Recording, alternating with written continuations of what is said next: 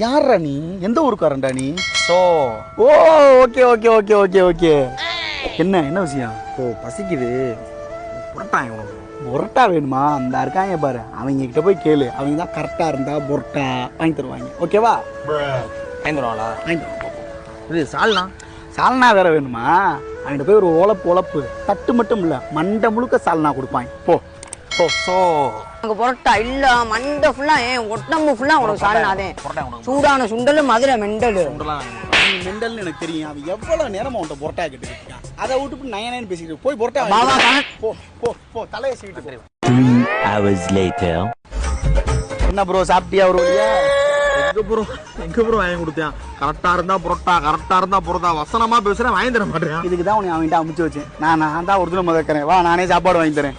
மண்ணிலே ஈரம் உண்டு. முள்காட்டில் பூ